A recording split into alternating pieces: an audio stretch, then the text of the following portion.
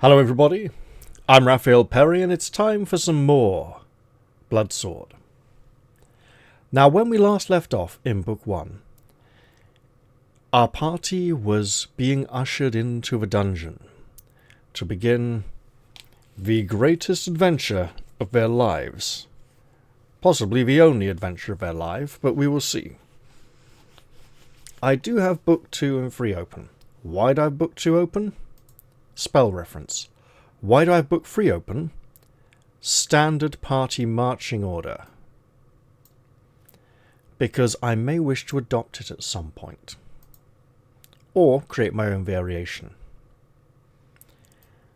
I will repeat the last two paragraphs of this section from last time. You're up before the dawn, practicing your combat techniques and preparing your mind for the ordeal to come. Balthazar and his guards take you out. The streets are full of bleary-eyed revellers. Many of them have been up all night, jostling one another for a better view. You see the curtained litter of Magus Vile, who obviously does not enjoy the dawn, accompanied by the three dark-robed assassins who will champion him. Several other Magi stand upon a dais in urgent consultation, making last-minute deals and alliances before the contest begins. You're escorted across the cold tundra.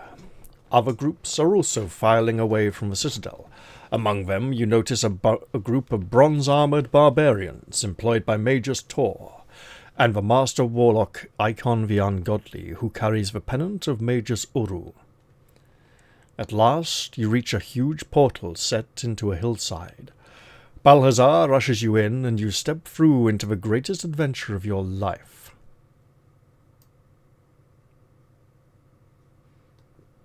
Also, into section 201. Yes, that was a little burp. And it's a little bit earlier than I was able to record last night, so that's an improvement. Again, we have bad scan, interestingly detecting an H as an L than an I. Hey, it's cool. With Balthazar's standard, which I did add last time, although it wasn't explicitly called out in the body of the text.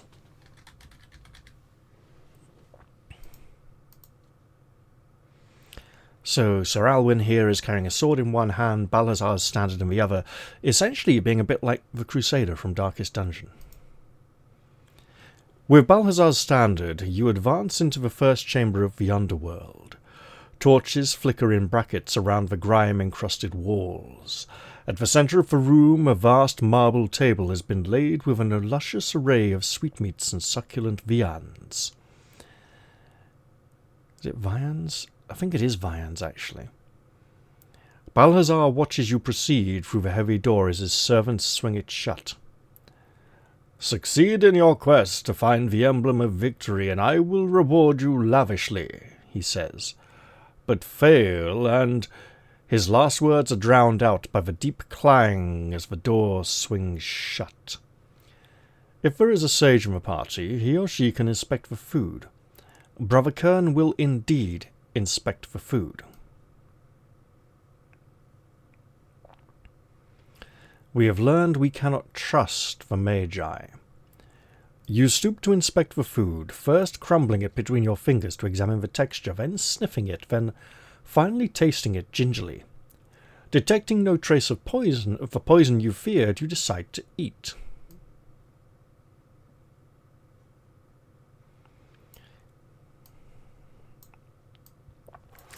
Balthazar has provided excellent fare for you to begin your journey.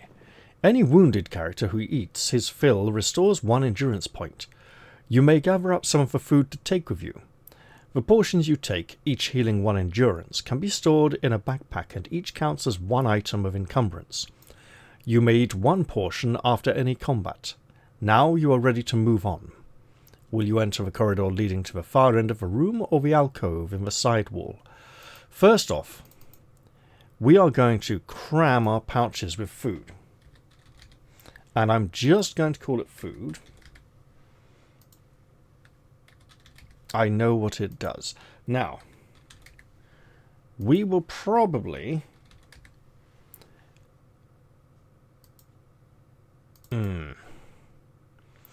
So Sir Alwyn is anticipating taking a lot of damage.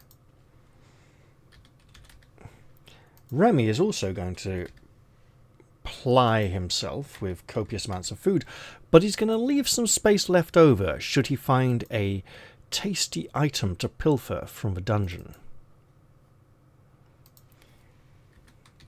Brother Kern will also avail himself of copious amounts of food, not only for his own use, but for that of his companions, should they have need of it. And then Ariadne would like to think about her figure, so she's not going to take too much. She's going to persuade herself she can carry a little more food for her friends. But she also would like to leave some space in her pack for now. Let us step into the alcove in the side wall of this room. Why? Because the corridor leads out of the chamber and the alcove is still in the chamber.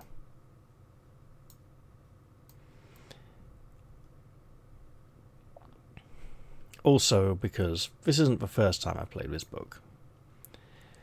The alcove is not very deep and is covered with a beautiful array of gold and blue mosaics that sparkle in the torchlight.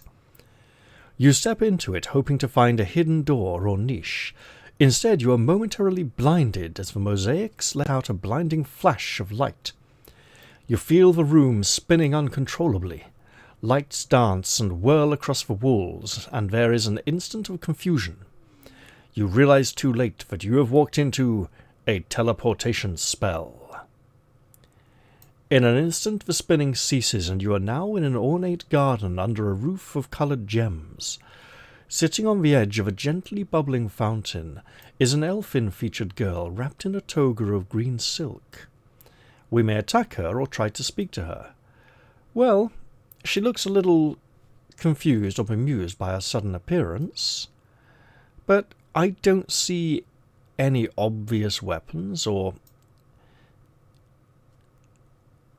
obvious signs of hostility. Attacking her would be well, it would be crude and barbaric, so let's not do that. Instead, let's try to address her and see how that goes. She may possibly be reasoned with.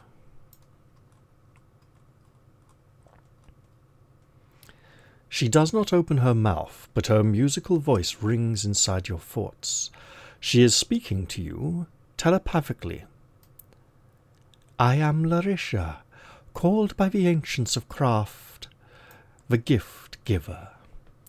Now that you have stumbled into my little bower, I am obliged to render a single gift to you.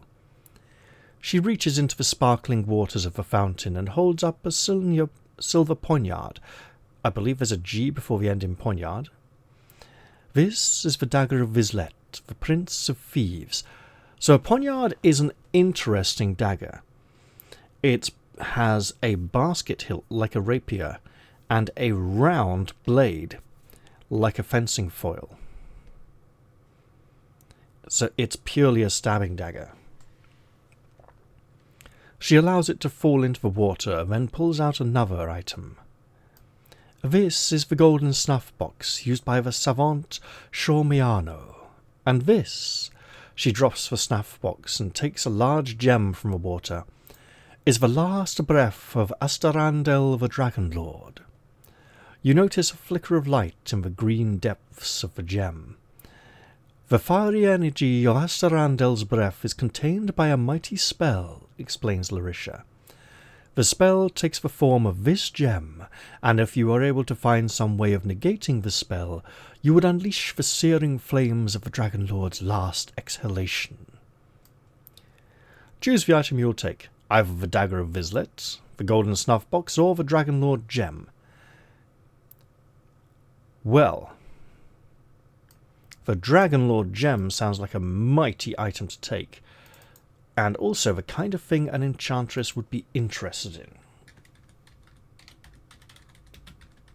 So we will take that.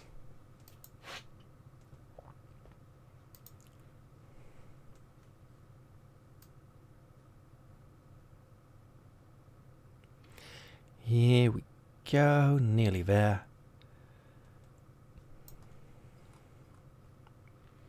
You tell the strange woman which gift you have decided to accept, and she hands it to you. Your words of thanks are cut short by a dismissive wave of her slender hand. Do not trouble to thank me, for I am a creature without a soul, and I merely perform the duty that the fates have assigned. Now I must return you to the battle pits. However, we have a trickster in the party and an enchantress. Let Remy the trickster do something. See what he can do to aid the party.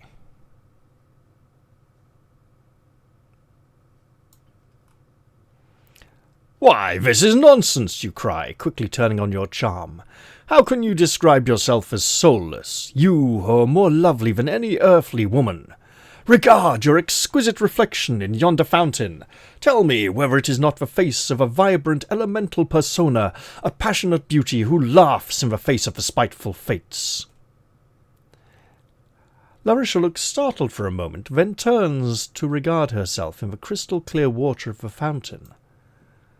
Why, you speak true, she murmurs. She uses her real voice now, not her power of telepathy, and her tones are so chillingly cold that you could well believe she has no soul. Let us spite the fates, then, those hideous crones. I'll give you another item as well, not because I must, but because I choose to do so. You now have two of the following: the Dagger of Vizlet, the Golden Snuff Box, and the Dragon Lord Gem. Well, while the Dagger of Vizlet, the Master Thief, is very tempting, the Golden Snuff Box of Shormiano really intrigues Remy because it's made of gold. He will take it, and then... Why did I add food? Trade it with Brother Kern.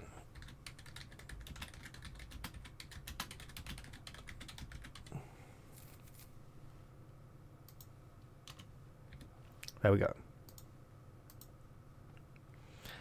As the sage may be interested in this, as it was owned by a savant.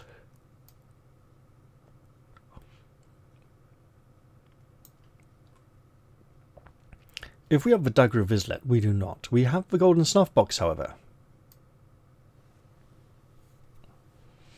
And yes, we would be compelled to go through those in order. You can open the Snuff Box at the beginning of any combat that you won. You cannot open it after fleeing from a combat, nor at any other time. When you open it, each player rolls one die. On a roll of 1 to 2, the player loses 1 die of endurance. On a 3 to 6, the player gains 1 die of endurance. The Snuff Box then shuts itself and cannot be used again until you win another battle. So, I'm going to add a note.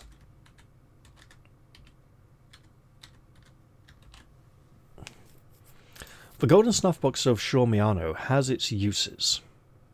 First off, I might take a screenshot of this and then add it like beside the map as a reference thing, if I need to. I'm fairly familiar with how it works. So, we can only use it when we win a fight, and everyone has to use it, including those who are not even wounded or who are on such low health that rolling a 1 or 2 may slay them outright. It's a gamble, so it's worth it. At rank 2, it is a risky item to use. It may be a significant lifesaver. Then again, it might not. We do not also have the Dagger of Vizlet, so we shall turn to section 93.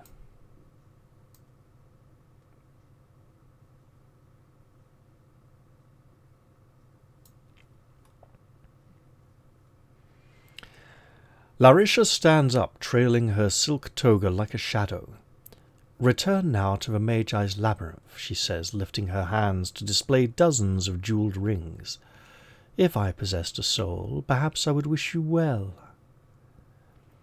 Colours and sounds jangle and swirl about you. For a moment you are jerked off your feet, then you settle down onto a carpeted floor. The confusion of light fades to reveal you are now in a corridor lined with mirrors.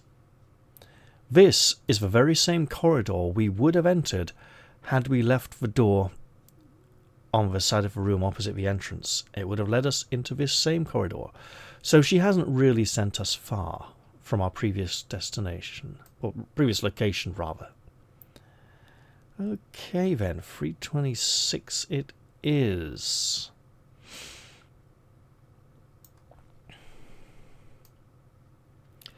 You are walking in what you judge to be a northerly direction along a red-carpeted corridor lined with gilt-edged mirrors that cast dim reflections from your torchlight. The carpet muffles the sound of your feet as you move along, sending up small puffs of the centuries-old dust that covers everything.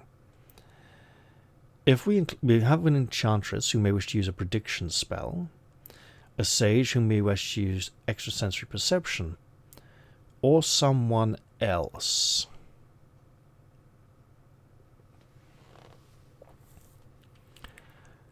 Let's go with the enchantress this time. You pause for a moment and prepare to weave your prediction spell. There is no need to roll for this. You are not in a combat situation, so it doesn't matter how long it takes you to cast. At last you feel the spell take effect, and your 7 senses flow forwards through the currents of future possibilities. A jumble of strange images imposes itself upon your mind, many images overlapping one another, but the most haunting image stays with you even after the effect of the spell has worn off. It is an image of your worst nightmare, a creature that cannot be harmed by magic lurking ahead of you somewhere in the gloom.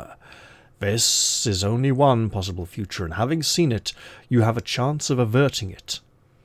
As the spell fades, your glance falls on the mirrors. Could they conceal another route out of the corridor? Now, is it 216, 217? I suppose I'll find out when I get there. I believe 216. Yes. The corridor ahead terminates in vast bronze double doors. To either side, gilt-framed mirrors wink in your torchlight. Unless the mirrors conceal some hidden passageway, your only route lies through the bronze doors in front of you. Now, beyond those bronze doors is indeed the creature that cannot be harmed by magic. However, it is a powerful creature that dampens and negates all spells cast nearby. Therefore, we can defeat that creature with the Dragonlord gem by hurling or rolling it towards it.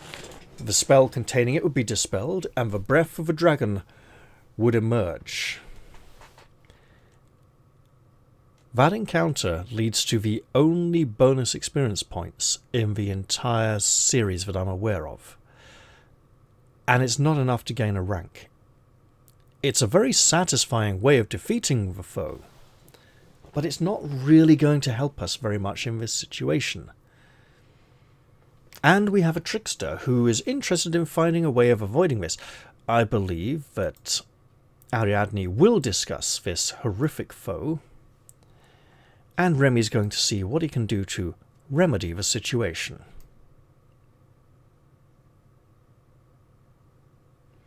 Let's check these mirrors on the side walls, shall we?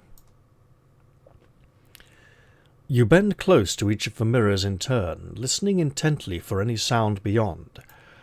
Gently tapping one with your fingers, you hear a slight movement, as if something was lurking behind it, perhaps even waiting in the darkness to ambush you. You tap each of the mirrors in turn and hear the same rustling sound behind each of them except one. Examining the gilt frame of this mirror, you find a concealed catch which, when flicked down, allows the mirror to swing away from the wall. Behind it, a low tunnel leads off at an oblique angle to the corridor in which you stand. Let us explore this oblique angled corridor.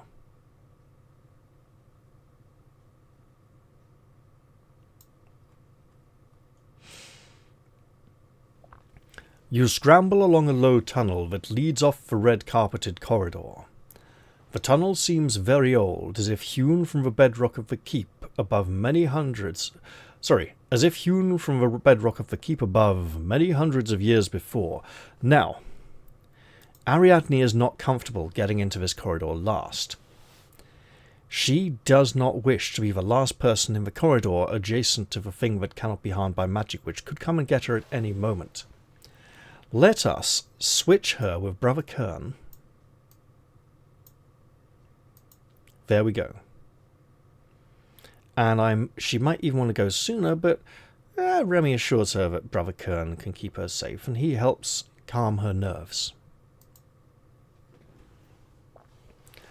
After a while it enlarges a little, but you still have to crouch slightly as you advance up a twisting flight of rock-cut steps, and then begin to descend a long pebble-strewn ramp. At last you reach the end. A grille is set into the floor. Looking down, you see a corridor of grey marble which ends in a bronze-bound door. The grille you're looking through is set in the ceiling. There is the sound of a key being turned, then the bronze door slowly swings open. 4 burly barbarians stride forward, slamming the door behind them. Apparently not noticing the grille in the ceiling, they stop directly beneath you and consult a scrap of parchment. "What's it say, Eric?" mutters one. "Well, I'm not sure, Snorri," says the fellow with the parchment, scratching fleas out of his hair. "I can't read, can I?" "By Hugin and Munin," bellows a red-bearded ox of a man. "Have you no learning, Eric?" He snatches the parchment and peers at it. "Well, it says...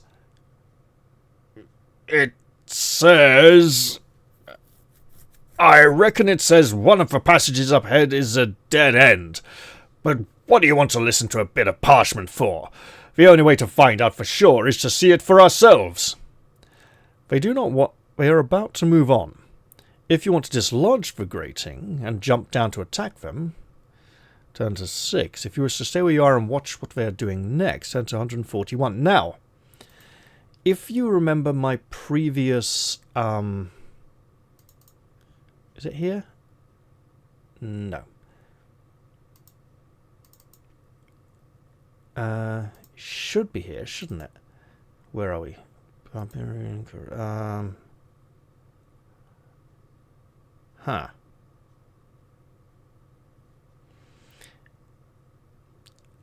A long time ago, I did a theory crafting video.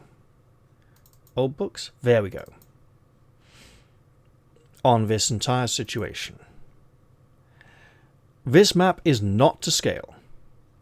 The positions are all relative, but it shows the current location.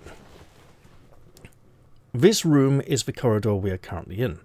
I have chosen to depict it as a room instead of a corridor, so I can put a big barbarian portrait in there. This room can be approached from 2 directions, from the lake or the secret tunnel above the ceiling. We can only approach through the secret tunnel above the ceiling, avoiding Nebularon, the demon who cannot be harmed by magic, if we were fortunate enough to have Balthazar as our patron. We can approach from the lake by either having Balthazar as our patron and defeating Nebularon, or by having Callaghan as our patron, in which case we would have come from the other side of the lake and emerged over here. Here are the barbarians. If we are coming from the lake, they will hear us and run out to fight us. Approaching from here, up above, we can jump down and attack the barbarians and fight from here, or we can wait to see what they do. They will leave and head up here to the T-junction. Half will go left, half will go right.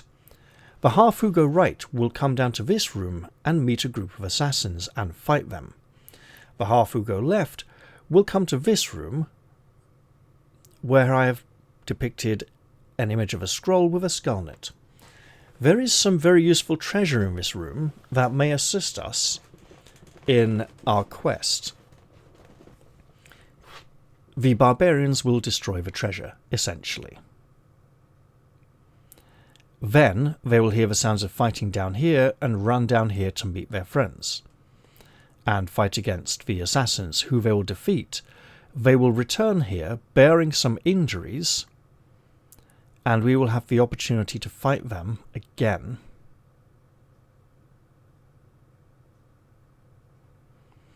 It is possible that we can avoid fighting them entirely, but not very exciting.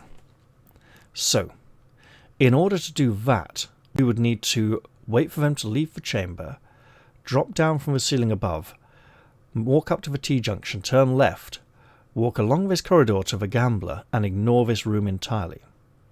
If we enter into this room, we will encounter 1 or 2 barbarians ruining the treasure. We can fight, and after a while the barbarians from down here will emerge to join the fray, having either defeated the assassins or fled from them. If we come down this way, we will blunder into the barbarians fighting the assassins, and the 2 barbarians up here will come down and join in. It is also... Oh, I've just remembered how we can do this without... If we jump down here and fight the barbarians and they hurt us a lot, we can flee up this corridor. They will pursue us. We can turn left, and I don't think we get the option to enter this chamber and can run all the way to the gambler. I think that might be one of the safest options. Or we can flee this way into the room of the assassins, who will attack us. Then the barbarians will come and join in, and the assassins and barbarians will fight each other. Now, there are no experience points for winning fights. The only thing we're going to get from fights is treasure, valuable items, key items we may need in the future. It's also worth noting that the gambler is an unavoidable stop on our way further into the dungeon. So these areas do not matter, except for the treasure may help us. I will drop down and fight with barbarians here. It's going to be a challenging fight. And I'll go set up a combat room in a bit. But what I do like is the fact that the barbarians move around this area. They are not a static encounter. They leave this chamber, they go here, they go here, they come back again.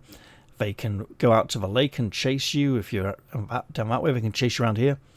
And there's a number of dead ends and places where they can catch up with you. So if we end up running away, we'll want to keep track of their health, because they can catch up with us at multiple locations. With that being said, I will boot out the grating, because Remy has decided it's time to set the cat among the pigeons.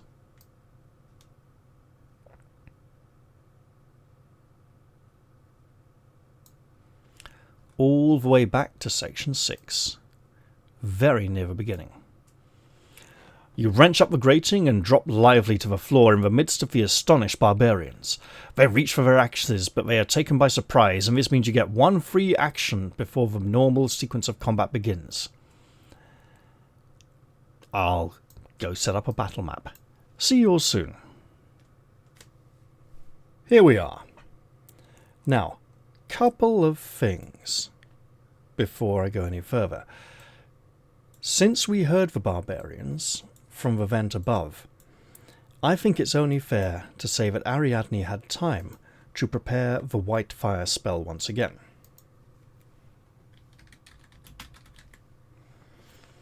It was a potent spell that dealt rather effectively with the assassin in Balthazar's mansion, and now that we are facing 4 foes, the volcano spray spell seems very, very appealing, but if we can fell one of them in the very first turn, that will go greatly in our favour. Next up, we have a surprise round, where we get to do all of our actions and they get to do nothing. If we combine this with Remy's fast thinking class ability, which will not exist after this book, he will get to have 3 turns before any of the barbarians can have a single turn.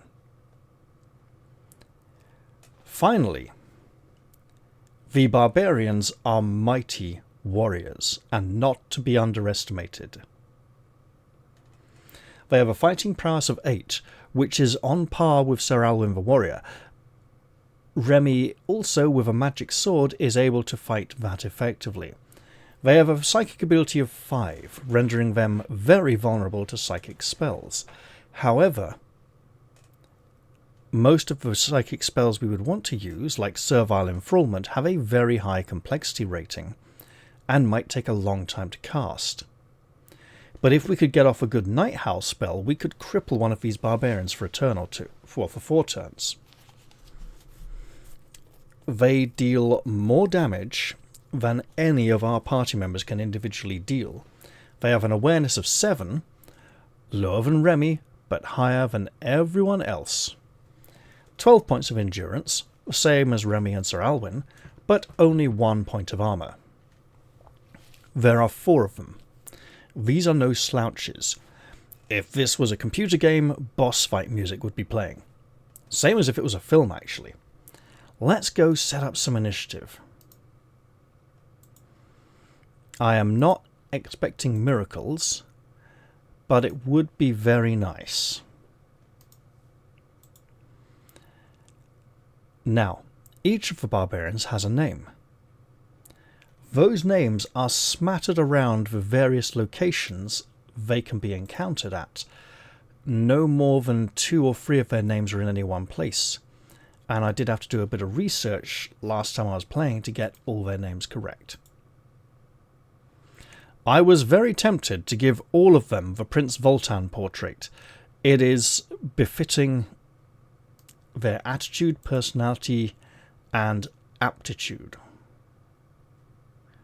Where we set initiative, again 7. A reminder that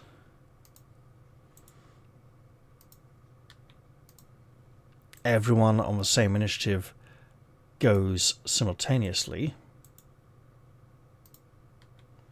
which means 4 barbarians hewing us apart in one go is going to be brutal. We obviously wish to reduce that as quickly as possible.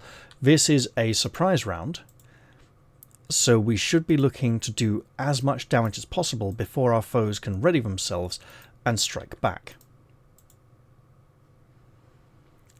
It's not going to be an easy fight, and according to the battle map in the book, we may flee from this edge of the corridor.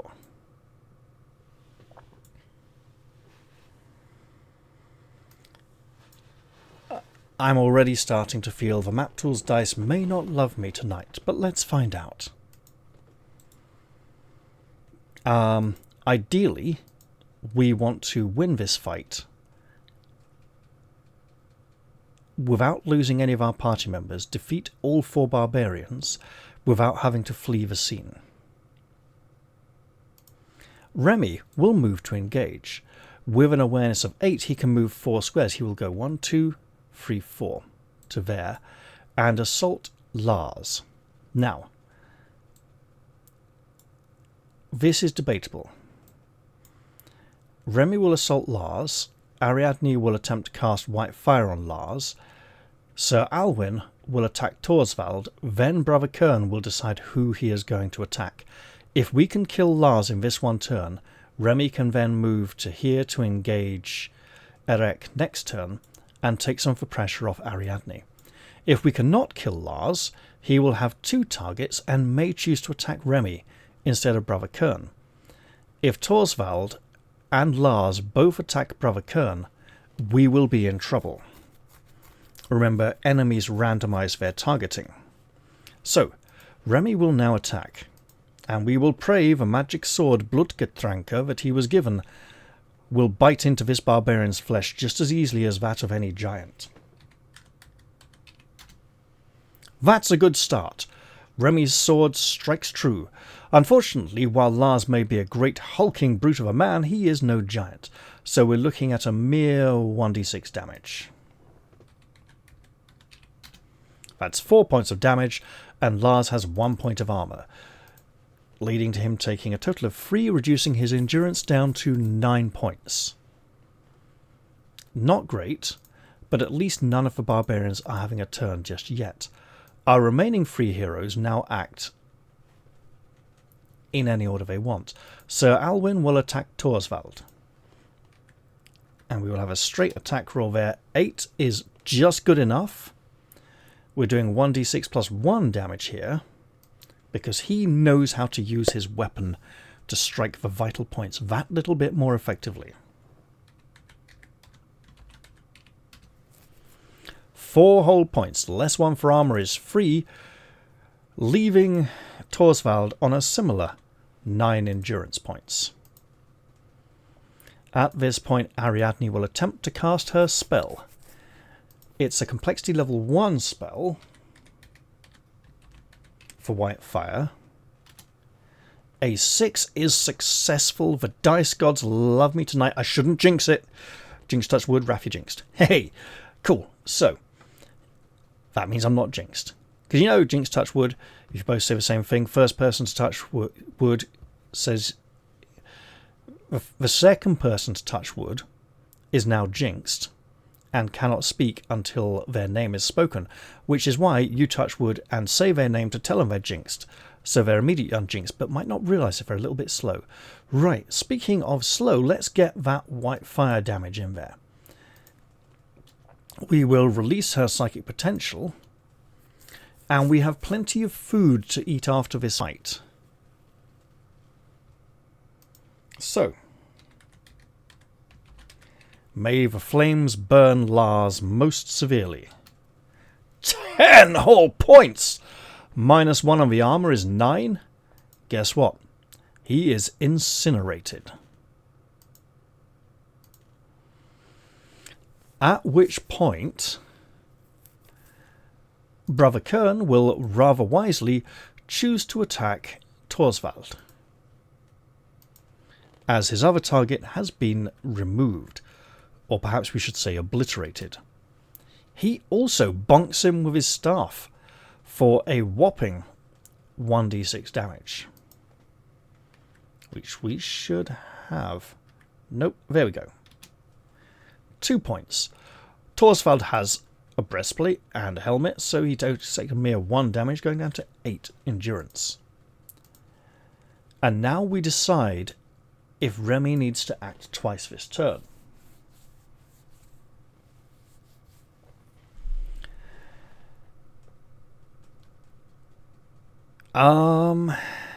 Yes. Yes.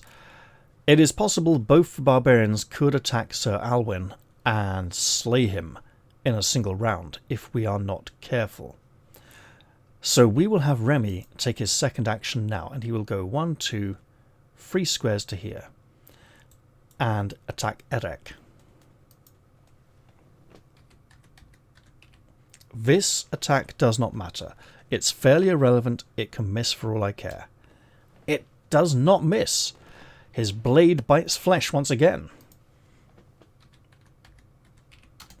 And Erek suffers a mere 1 point of damage. Furiously, he continues to fight. However, now we progress to round 2. Remember that Remy has a higher awareness than the barbarians, so he can leave their vicinity and rush up to here to distract Snorri from Sir Alwyn, forcing him to have to randomize a target. This will also involve an attack, since we moved to engage. Oh, you beauty. 4 points, minus armor is 3. We are doing very well here. I mean, don't want to jinx myself, but this is going very well indeed. Snorri will now determine a target. We'll go 1 for Remy, 2 for Sir Alwyn. We have a 1 for Remy. And because Remy is the trickster, we have to add 1 to the enemy's attack roll. He rolls a double one, adds one for free, slogs him, absolutely slams him up against the wall with his battle axe and snarls. Fortunately, he rolls a 1, however. Remy took more damage from the wall than the axe itself. 3 minus 2 is 1, 11 endurance remaining. Excellent. Torsvald will now randomise his target. 1 for Sir Alwyn, 2 for Brother Kern. He chooses Sir Alwyn and swings for him, hewing at him with his mighty battle axe. A 6 will absolutely connect, and we will also see some damage. Again, a 1. Wow! Sir Alwyn has 3 points of armour and takes it bravely, barely feeling the impact. The Barbarians are clearly still off-kilter from their surprise attack. Also, perhaps they are shocked by the death of Lars already. Erek attacks his only possible target, Ariadne. He also strikes true. 8 points of damage. She takes 2 on her armour and cries out in pain as 6 more are suffered. She is now in defend or die territory. We need to be providing Erek with additional targets very quickly. Sir Alwyn will attack Torsvald, hoping to free up Brother Kern to move. A 7 will strike true, and 1d6 plus 1 for damage. 6, so 5 points get through. Oh, not enough, I'm afraid. Not enough at all. Ariadne will defend, taking the defend action, forcing Erek to roll on 3 dice instead of 2. And Brother Kern, unable to move freely unless he wants to be struck. He'd take a free hit from Torsvald, move to here, attack Erek, and a second attack from Erek could drop him. So we will attack Torsvald, hoping to take him out of the fight. We're getting a lot of very good attack rolls tonight, so let's get some damage as well. Okay, we're not getting what we need. No pluses, straight d6 damage. 1 point on the armour, Torsvald takes it. Shocking as that is, Remy decides he really needs to be down here. And given that he's in almost full health and can absolutely take this hit, strikes at Erek with the intention of getting his attention. Oh dear. Only by virtue of his magic sword does that attack strike true. 1 point of armour. Erek takes it on the armour. No real damage there. Now we get to the Barbarians. Snorri has only 1 target. It's about time someone missed an attack this combat. Sir Alwyn is ready for the attack, and he either blocks it with the standard or his sword, or leans out of the way, doesn't get hit by the mighty axe.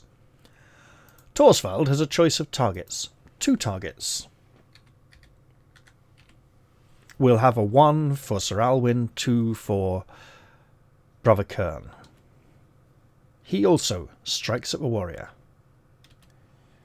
landing a true blow.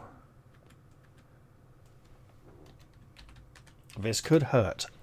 8 points. We have 3 points of armor. That is, however, 5 damage, rendering Sir Alwyn in the 2 hits can kill me category. Erek has 2 targets. We'll go 1 for Ariadne, 2 for Remy. He strikes at Ariadne, but she is defending, so he will need to use 3 dice to attack. Let us pray he does not hit her. Ooh, with a fighting prowess of 8, that 10 does not deal damage. She gets to live another combat round. At this point, Sir Alwyn will consider defending. But look at this. Ariadne will defend, and Brother Kern will attack Torsvald. This will strongly affect Sir Alwyn's decision to attack or defend.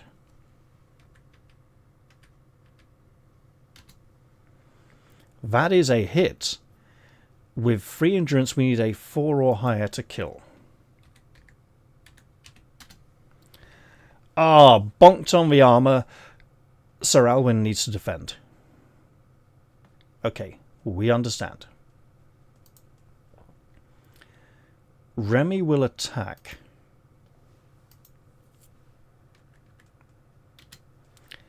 He hits.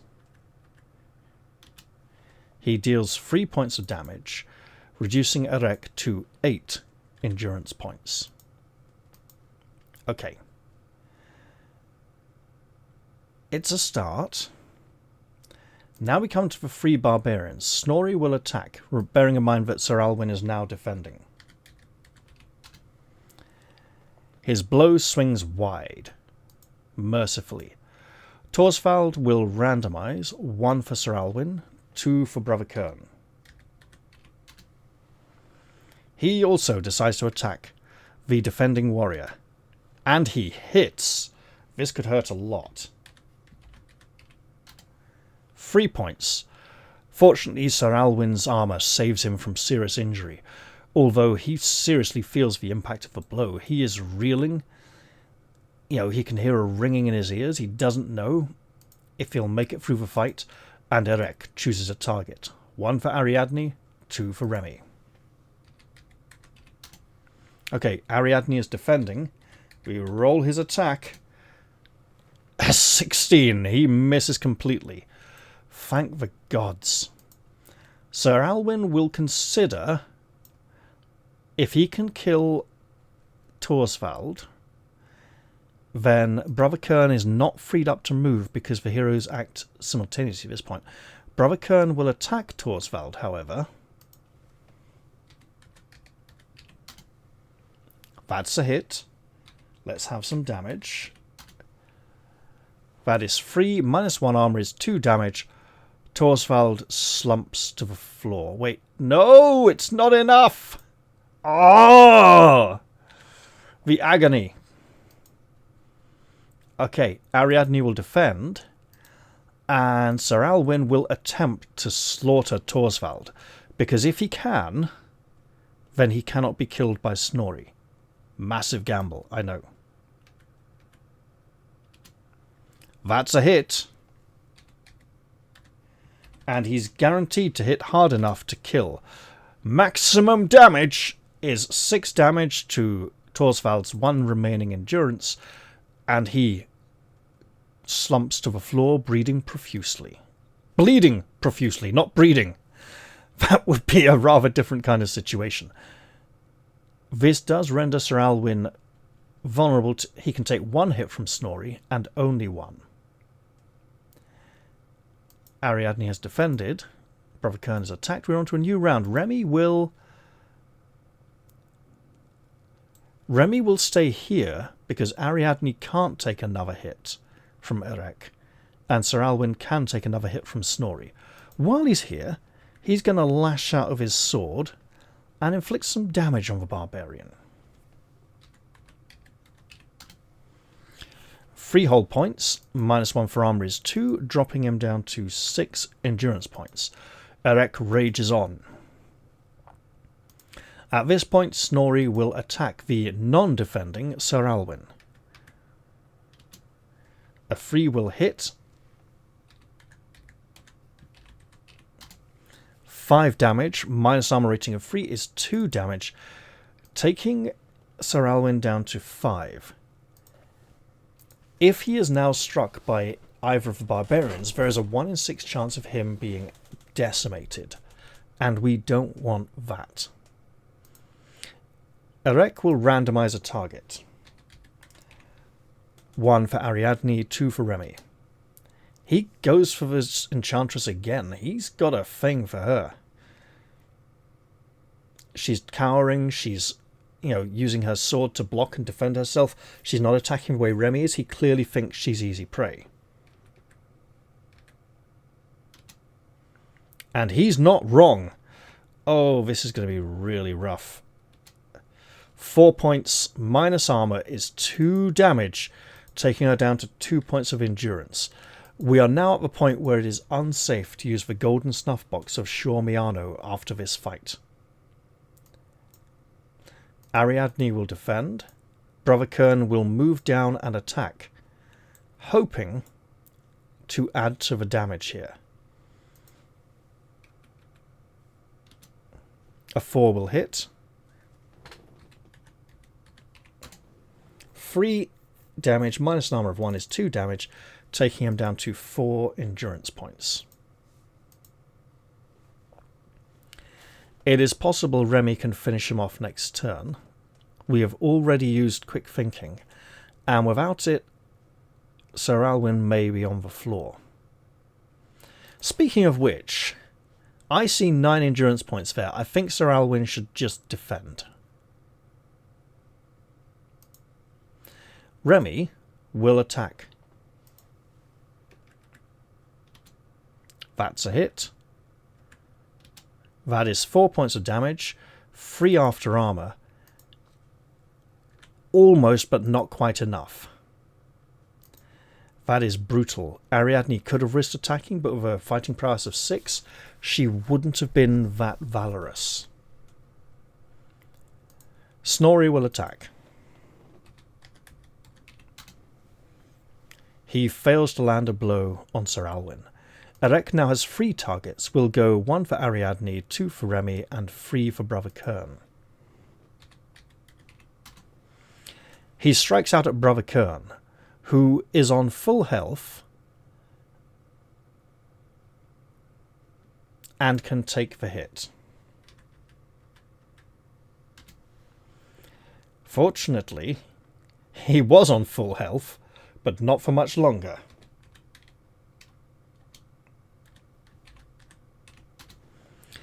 Eight points, another maximum blow. Minus the 2 armor on Brother Kern is 6 points, taking him down to 4 remaining endurance points. That is going to hurt like hell.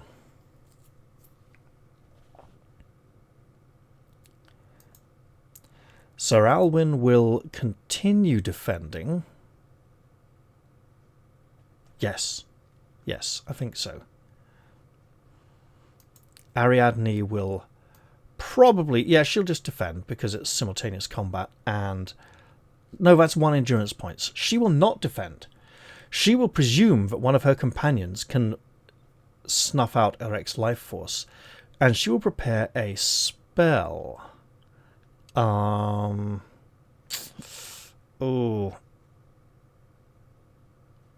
I think it's going to be white fire again this time. Other spells are tempting, but for now, I believe this is one of my best options. That's bearing in mind all of the various encounters we may come up against. Brother Kern will now attempt to put Erek out of action. He strikes with his quarterstaff, bashing him. Well, does he bash him hard?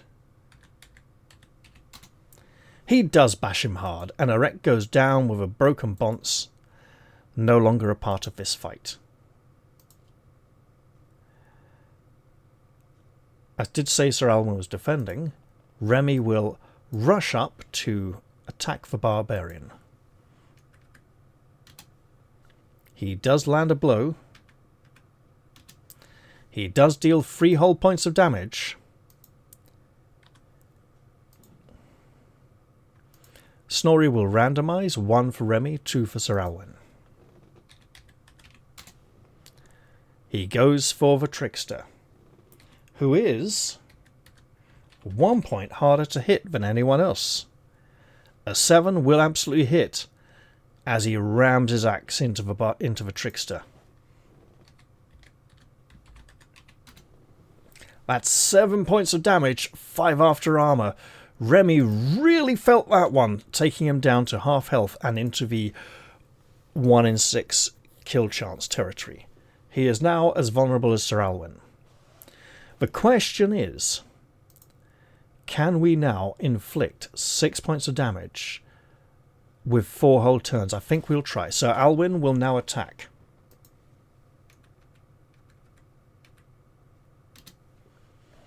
And misses. He misses his mark, and Snorri is uninjured. Ariadne will attempt to cast the white flames upon the barbarian, the lone barbarian.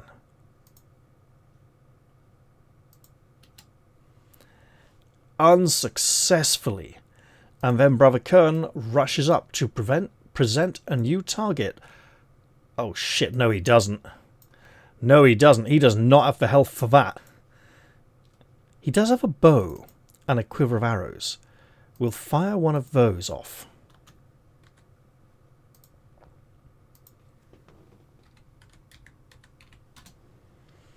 He does manage to shoot the barbarian, so let's get a little bit of damage.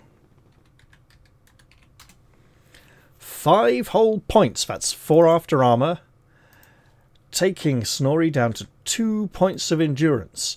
It's up to Remy to finish this fight. Can he do it? Come on, Remy! You can do it! It's a hit! Yes! 5 damage is 4 after armor. 2 remaining on Snorri. The fight is at an end. Everybody is absolutely cacked on.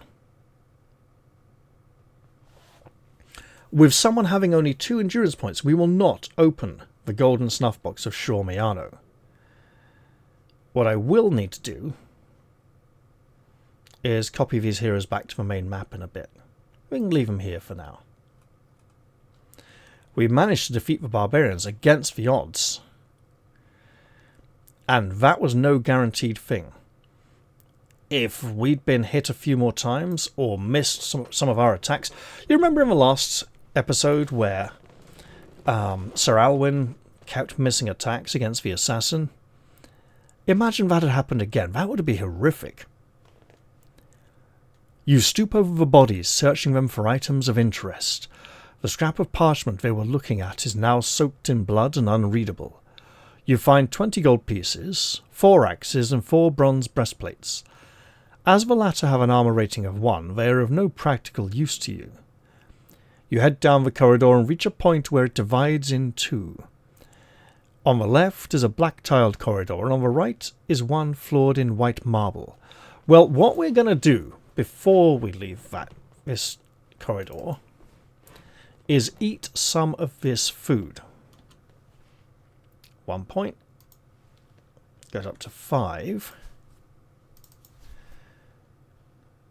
Go up to 3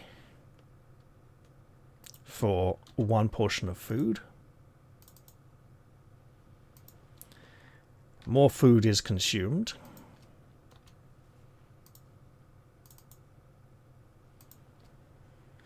And then, because we are in a non-combat section, Brother Kern will sacrifice 1 endurance point, and only 1, for healing.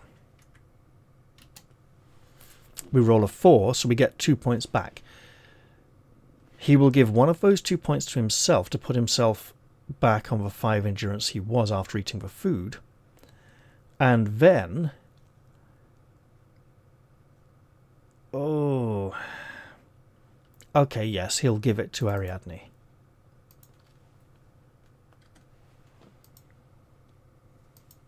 So I'll now go back to the Grasslands map. I'll delete these 4.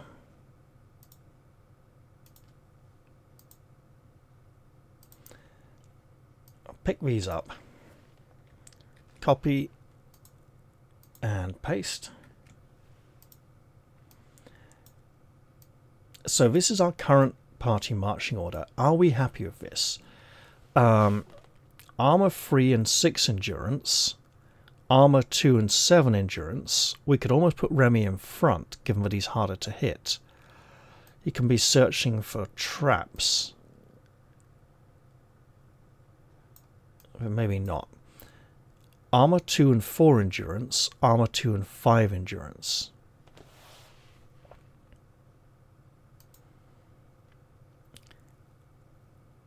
Were we only allowed to eat after combat? I don't think so. Okay. 191. The food was 201-ish. Eat 273.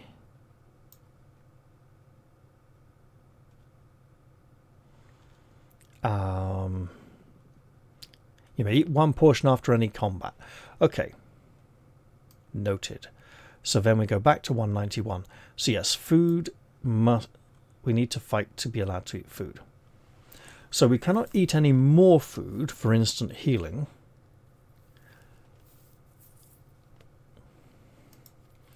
As we know... Come on, you. Back to here. Blood sword. Books. Old books. That black tiled corridor leads to a door. This one goes this way. We'll take... Sorry, white tile, black tile. We'll follow the black tiles for now.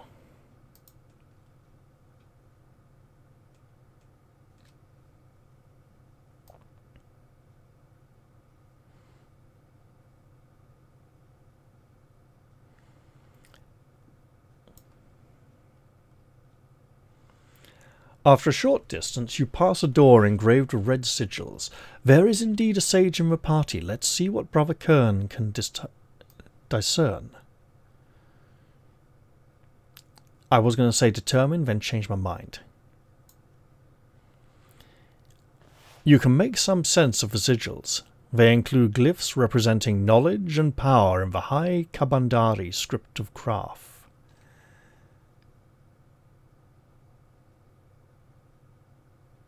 We messed up. You want to know how we messed up? 191. Go down the black corridor to 354.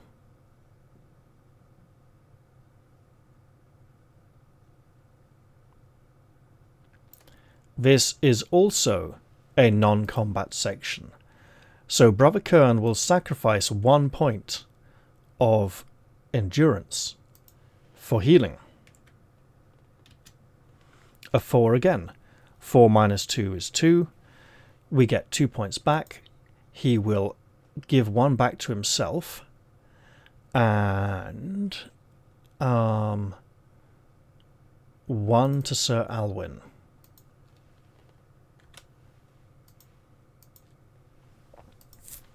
Then, as Sage, he will read the sigils. And remember that this is also a non-combat section, so healing is possible. He'll sacrifice 1 point and roll again. Trust me, we're not going to keep getting 4s. We got a 3. He'll give that back to himself to be back on a 5, with the hope of healing Ariadne when he next gets a positive number. So we will go through the door.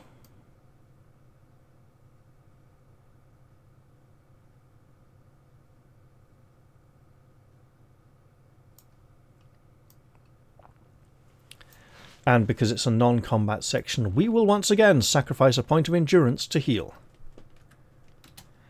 5. Minus 2 is 3. So 3, 4, 5. So we will replenish our own point. We will give a point to Ariadne. And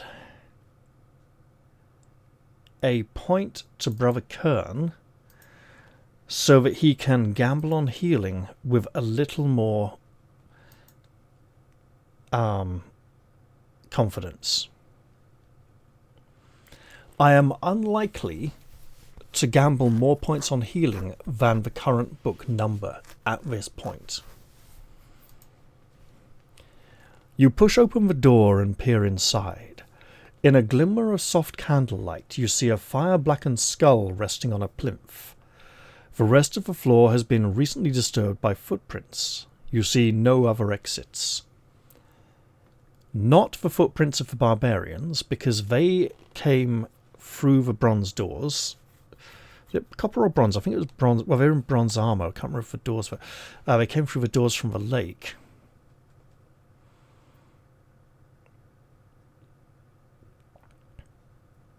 However, from our player knowledge map, we know the assassins have been here recently. So it's probably their footprints. You see no other exits. If you wish to enter a room and pick up the skull, we prefer to close the door and continue along with it. Right, so here's what we're going to do. Someone is going to go into the room and pick up the skull. Someone who does not have a full inventory, because, hey, it's a skull.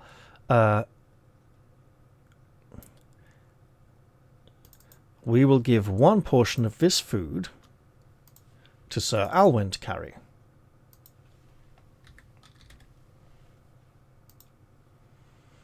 And we will give one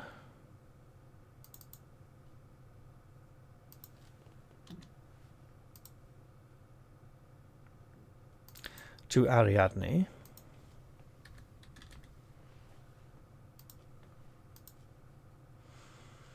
This gives us 1, 2, 3. You know what? Let's... Yes.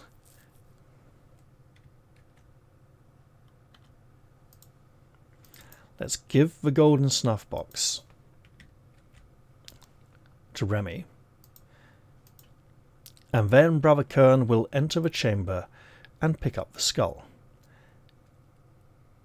Because it might default to the first player in battle order, I will place him there.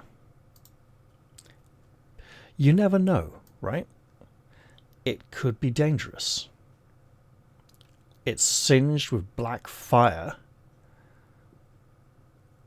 but it has survived those flames. In a multiplayer party, if no one specified he or she was touching the skull, then it is the first player in the battle order who has done so. The following applies to him or her, so we didn't need to put him in front because I just said he was going to do it anyway. There we go. The moment you lift the skull, its empty eye sockets seem to glare at you and the outlines of the room wash away like a watercolour in the rain. Suddenly you find yourself standing alone in a room filled with scrolls. The skull is no longer in your hands, but rests on an oak table beside you.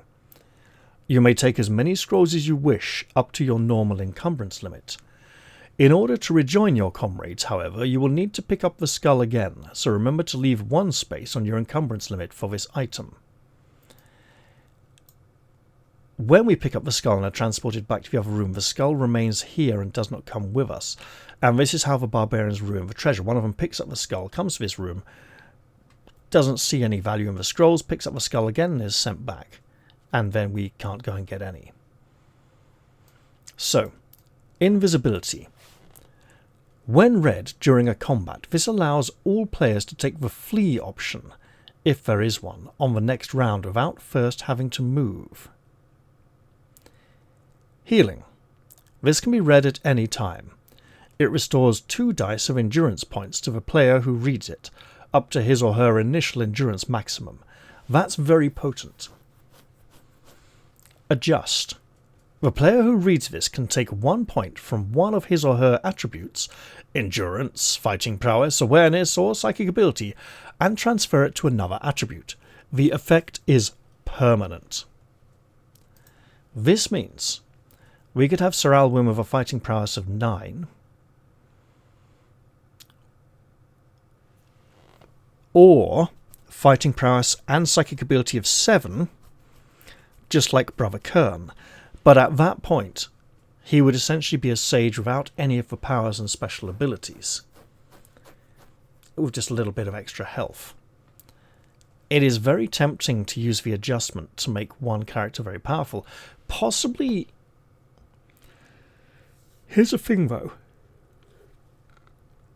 We could just transfer 1 point of endurance, and this transference would be permanent, as the character would gain ranks and increase and improve. However, I think I'm not going to take any adjustment scrolls. It's very tempting to min-max and go, oh, let's have a psychic ability 5, defense, fighting prowess 9 warrior, for example. And all of those things would make some of the fights easier, but could make for...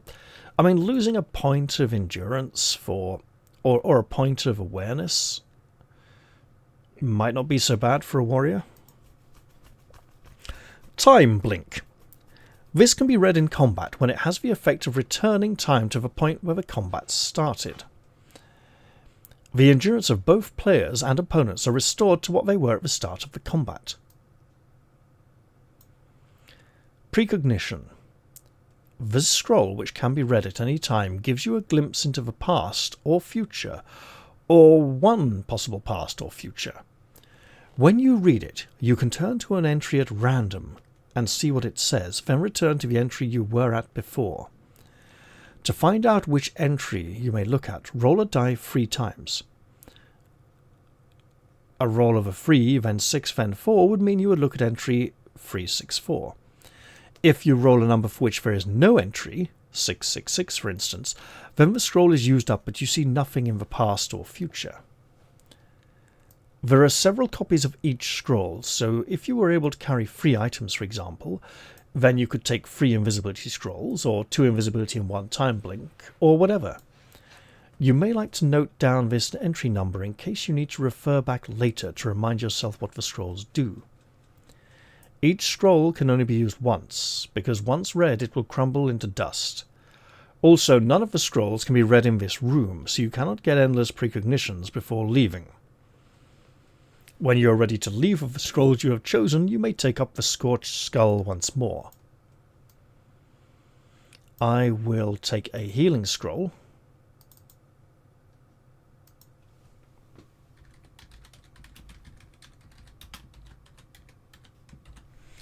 And in fact, that's a very nice item.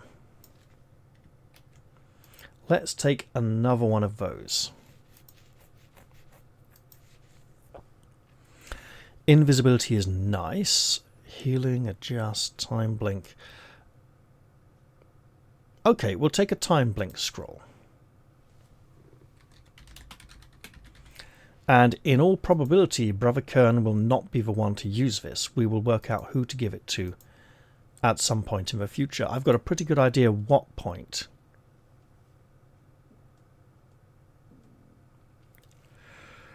Actually, it's disgusting, because we can... Narratively, I don't think I will, but there's a little exploit with that, which I'll explain when the time comes. And I will probably not use it. I did heal for this section, didn't I? I can't remember, but it's okay. We will pick up the skull and turn to section 97.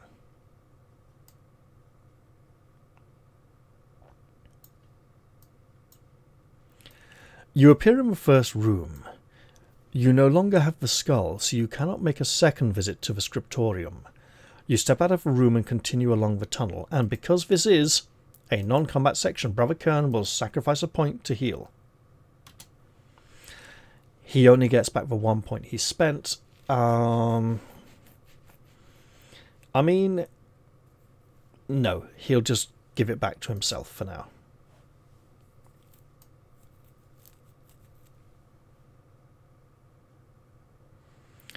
Okay, come on, 249.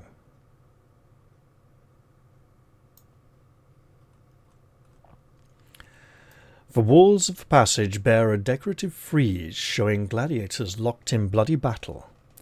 At the end you find a set of steps leading down into a monumental subterranean amphitheatre. Tiers of seats sweep up on all sides. A shaft in the ceiling admits a wan flicker of bleak grey light. On a low dais, a thin figure sits hunched over an onyx table. His robes seem like a pool of molten gold, and his skin is rich ebony black. He looks up as you enter and pauses for a moment like one who has just awakened from a very long sleep. Then he speaks. You have done well to come so far, though you are not the first. Now you must face a great challenge, not a test of wits or wisdom, nor of swords or spells. You must beat me at a game. Let's see what we can do.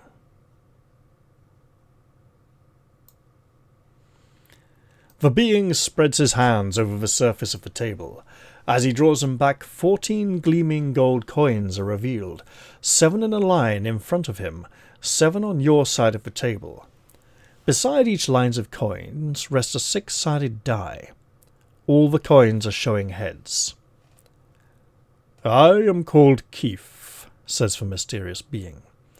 I am Grand Master of this game, which the true Magi call the Spiral of Gold.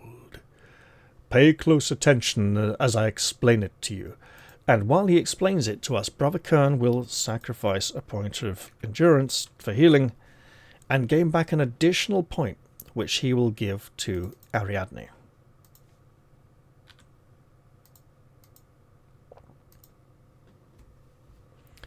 We play in rounds called spirals. In the first spiral, I shall secretly select a number on my die, placing it under my hand with the number I have chosen uppermost. You do the same. Then we reveal and compare our chosen numbers. Suppose that I have a higher number. In this case, you would lose some of your coins equal to the difference between our two chosen numbers. I do not get the coins you lose. They just vanish. Alright, so in our example, you've lost some of your coins. I wouldn't lose any, but the number I display on my die is the number of coins I have to flip over from heads to tails. So if I displayed a 4, and you displayed a 3, you'd lose 1 coin, and I'd have to flip over 4 of my coins from heads to tails. We then start the next spiral by recovering. That is, if either player has any coins showing tails, he can flip one of them over to heads again. Then we select numbers as before, and play proceeds until one player has no heads showing at the end of the spiral. Then he's lost. There are 3 other rules you must remember. You cannot choose a number on your die that is equal to or greater than the number of heads you have showing. That means that we can each put any number from 1 to 6 on the first spiral, since we start with 7 coins, all heads up. But if, at some later point in the game, I have only 5 heads showing, I'd have to choose a number from 1 to 4.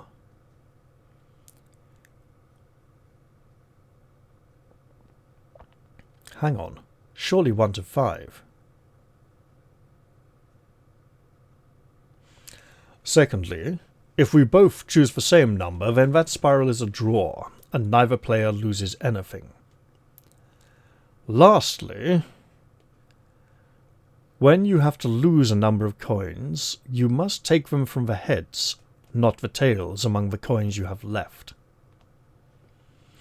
Now, just to be clear, something not made entirely clear here is that if you lose, you also flip coins from heads to tails.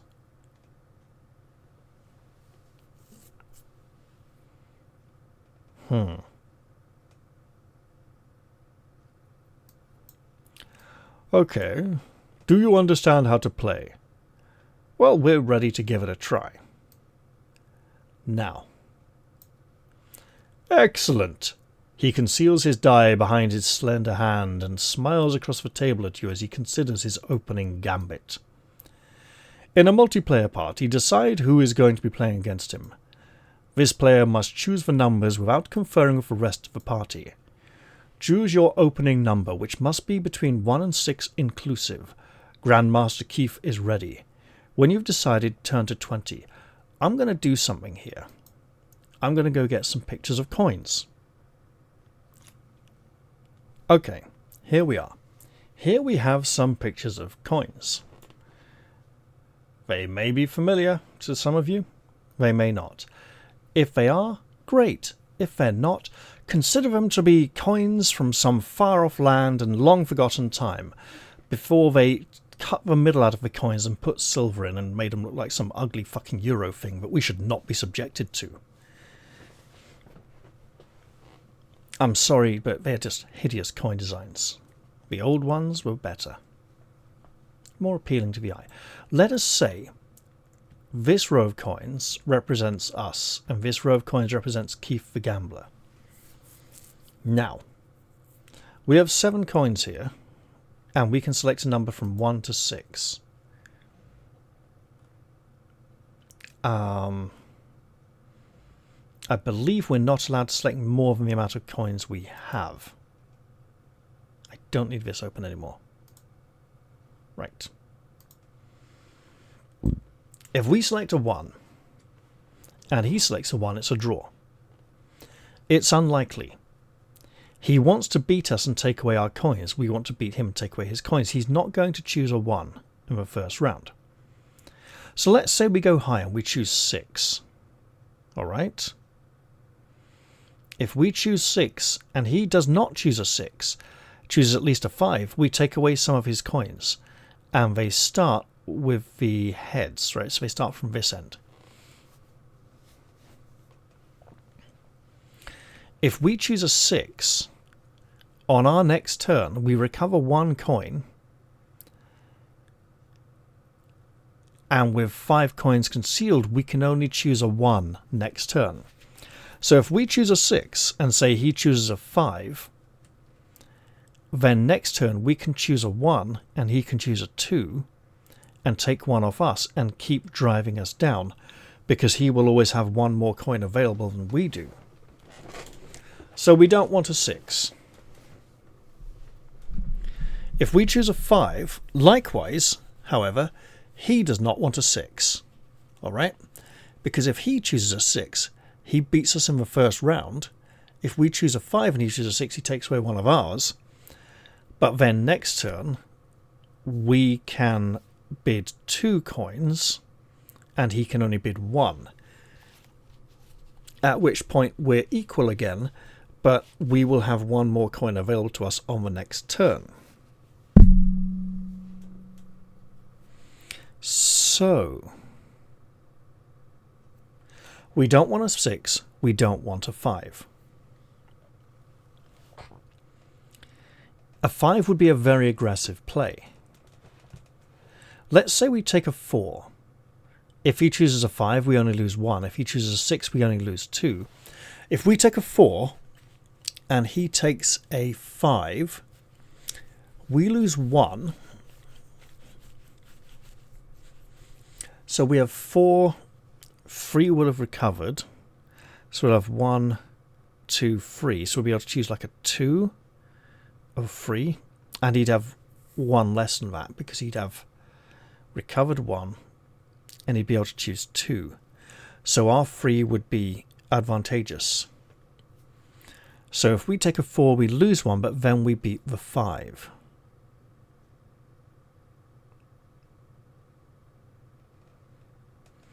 If we choose a 4 and he does choose a 6, which is very ambitious, and he says he's a master of the game, so he's unlikely to go for a 6 straight away, because he'll win the first round and then lose 1 after that. He doesn't want to lose every spiral. If we go for a 3 and he goes as high as a 6, we are seriously shafted. So I think a 3 to 5 is our safe bet.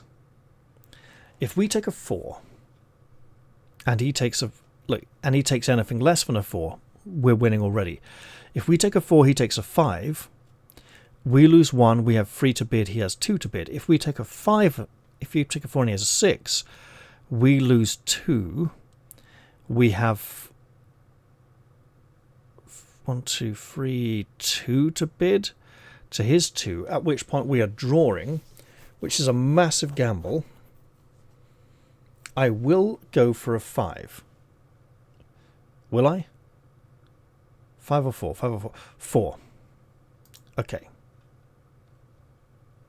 So what I'm going to do is take those 4 coins and arrange them to the back.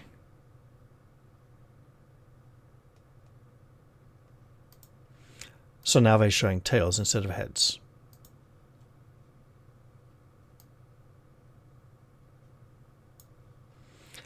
Keith opens his hand to display a 5. So he has turned 5 coins to tails, essentially.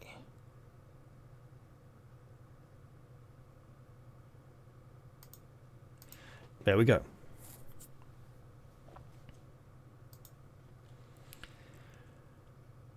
We chose a 4, so we go to section 35.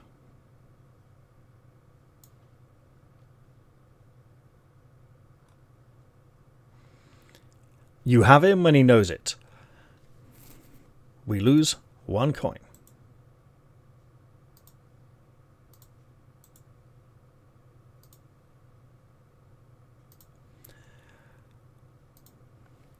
After recovering at the start of the next spiral, let's just do that. Range to back. We each recover 1 coin.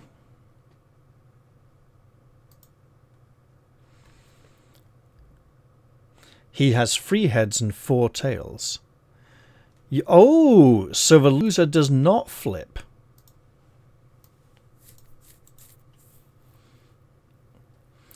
That gives us a chance to retaliate.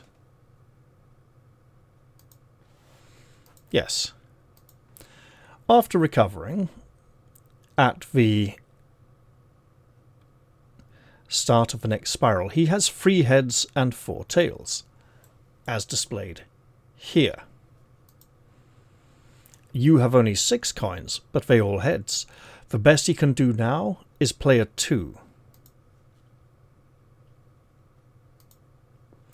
And if you play a 5, that would still knock him out of the game. So if I play 5, 1, 2, 3, 4, 5, to his 2 would beat 3, it would take these away. He would recover 1.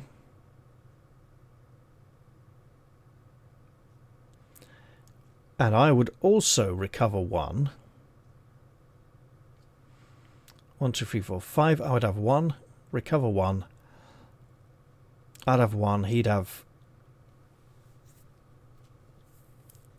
Yeah. Essentially, every time I could take a coin off him, I think. There we go, 85.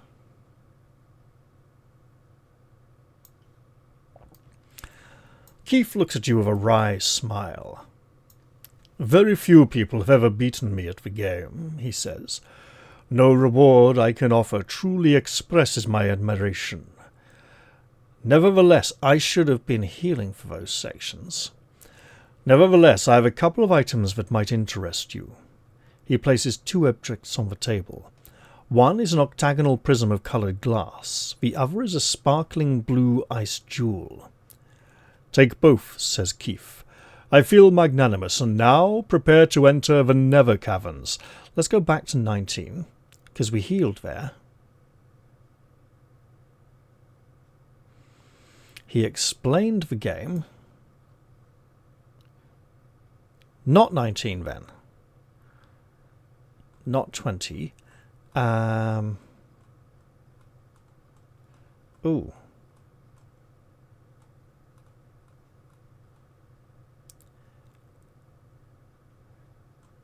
No, not here either.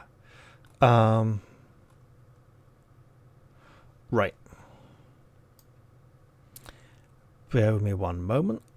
I should have done... Was it 250, 240 something? Should have done a better job of tracking this. There we are. Right. 26. Not 19 after all. So he explained the game at 26. And we agreed we were ready to play. We healed in that section of the explanation. 15. I cannot remember if I attempted to heal in section 15, so I will not attempt to heal in section 15. I'm pretty sure I didn't, but for this argument's sake, I will not. Go to 20. So that is 1, a 4, 35, 2, 3 for 85. 3 or 4 sections of healing I'll take just for 3 sections because I'm not entirely certain.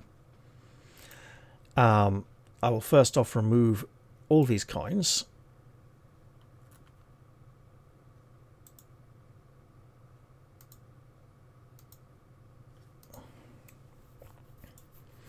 Brother Kern will sacrifice 1 point of endurance for each of those 3 sections.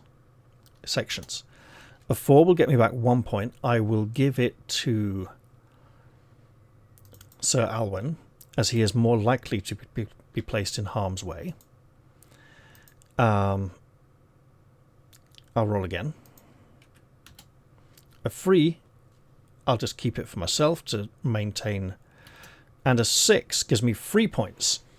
Right, 6, 6, 7, 8. You know what?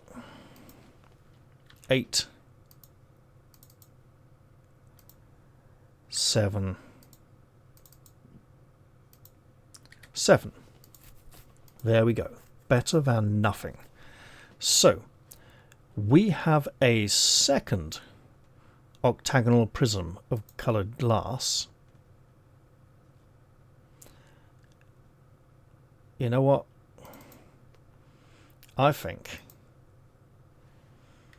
we should give this back to the sage and definitely use it after our next fight if we can. And then for the blue ice jewel,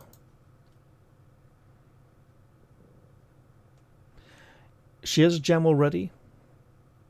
He has a golden snuff box. Remy wants the blue ice jewel, okay? There we go. Excellent stuff. Flickering beams of light shoot from his fingertips, swiftly weaving a web of energy around you. You flinch momentarily before realizing that the beams are not hurting you. What then are they for? You have your answer when you look down. You are sinking into the floor. We will go to section 5. If we had lost the game, he would still transport us to section 5. The game was a chance to get those items. You slip through the rock like a ghost, feeling the solid surroundings only as a faint chill against your skin. It is rather like sinking through thick, cold tar. At last, Keith's spell brings you to the lower levels of the battle pits. You emerge from a rough stone ceiling and drift gently down to solidify on a set of crude steps. An updraft from below brings a stifling, dank heat. And we shall heal once again. The usual 1 point sacrifice. 6 free whole points, in which case I'm going to put 1 here, 1 here, and 1 here. I considered giving Sir Alwyn 2. If we're careful, I will turn to the next section, but I will probably be ending the episode here, as I imagine it might run on a bit long. That was 3:56, wasn't it? Well, I remember I'm coming from section 5. That doesn't seem quite right, does it? 5, 3:56. Rough stone ceiling, set of crude steps. Okay. Now, I will heal for 3:56, but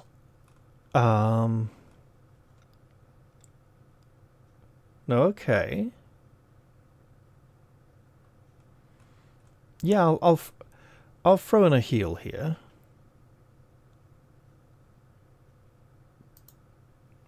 One point as usual. So 3 points back. We'll keep one for ourselves. Give one to Ariadne.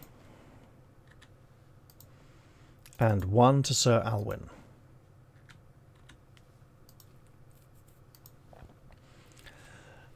You start to make the descent. The steps soon emerge onto a perilous ledge that snakes down the back wall of a vast underground cave. You look out for a moment awestruck at the unearthly panorama before you. The cavern stretches away for 2 kilometers or more, and the ceiling is 100 meters high in places. The basin below is the crater of a dormant volcano, and a deep red glow illuminates the cave from volcanic geysers that splutter and gurgle lava through the cracks in the cave floor. The ceiling is supported by gigantic basalt pillars that reach up into the dizzying gloom. You feel that you are below the very foundations of Callaghan's keep, and the thought of the sorcery that keeps the ravenous volcano in check takes your breath away. Here and there, from rents in the rock ceiling, trickles of noxious liquid spray down. These are the outlets of the keep's sewers, and the volcanic fires burn with a resentful green light when one of these streams hits them. The bottom of the crater, far below the ledge on which you cling, rolls with a greenish-white mist that makes it difficult to see anything but the splutter of red fires. 3 pinnacles rise out of this sea of fog. The first of these is joined to a platform at the bottom of your ledge by 2 narrow bridges. The crossing looks perilous, as you have only to miss a step, and you would plummet into a gorge where there flows a roaring torrent of evil-smelling water. Across the bridges you see a soot-blackened temple atop the first pinnacle. Foul hags caper out onto a terrace in front of the temple as you wend your way down the ledge. A welcoming party? No, they are pointing up at a host of winged dirges that are swooping down through the unwholesome air. They've come out to watch the show then. You wryly reflect that perhaps you'll give them a spectacle they'll enjoy. But that spectacle will have to wait for the very next episode, because I think, as it's nearing 4 in the morning and I need to do things in the morning, I should probably stop recording here. I hope you've all enjoyed this episode, and I look forward to seeing you all in the very next one. I'm going to say goodbye for now, though, and cheerio, everyone. See you all soon.